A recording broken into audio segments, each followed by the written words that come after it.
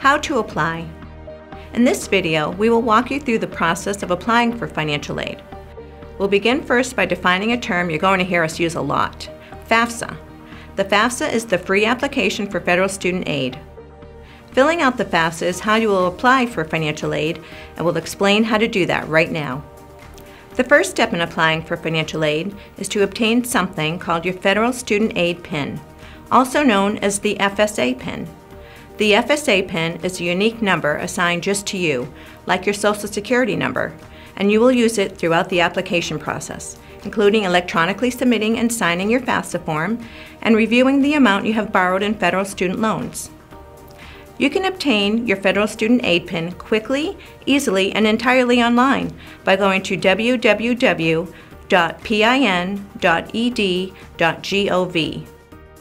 For financial aid purposes, it's important that you know if you are legally considered a dependent of your parents, as your dependency status determines whose information you must report when filling out the FAFSA.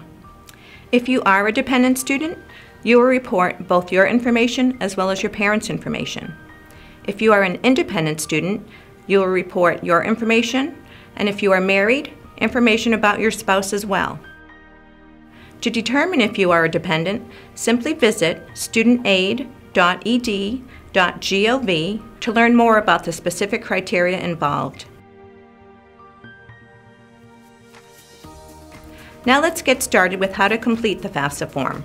First, you'll want to go to the FAFSA website at FAFSA.ed.gov.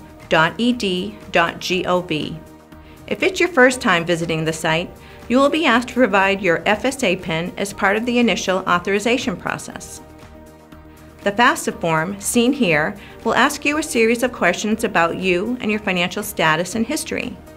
These questions will provide information that the federal government will use in determining the amount of federal aid you may be eligible for.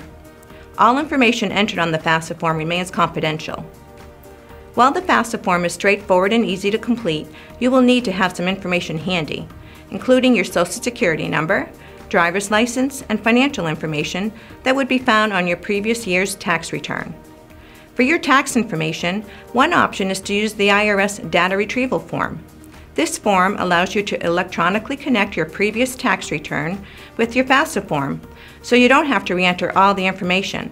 It's actually pretty helpful. While we know the FAFSA form looks complicated, it's actually a pretty painless process, and we promise, if you get stuck at any point, just let us know. We're always here to help. Once you've completed the FAFSA form, hit Submit and you'll be done. After you submit the FAFSA, you will receive a submission confirmation page. This page provides you with your confirmation number, your expected family contribution, next step information, and how to make changes on your FAFSA if needed. Within a few days, you'll receive something called the Student Aid Report. This report details the information you provided on your FAFSA form, so be sure to review it to ensure all the information you entered is accurate. The Student Aid Report will include your official expected family contribution, or EFC, and may also indicate if you have been selected for something known as federal verification. Federal verification is a process in which the Department of Education requires institutions, like SNHU, to verify that the information on your FAFSA is correct. The Department of Education requires that a certain number of applications be randomly selected each year. If yours is selected, don't worry. It doesn't necessarily mean that you've done anything wrong or that any of your information is incorrect. If you are selected for federal verification, you will receive an email from SNHU indicating the documents that are required. Someone from SNHU is also available to assist you with this process and identify what is needed to complete the verification process quickly and easily. Now that we've covered how to apply for financial aid, in the next video, we'll discuss how to accept and receive your financial aid award.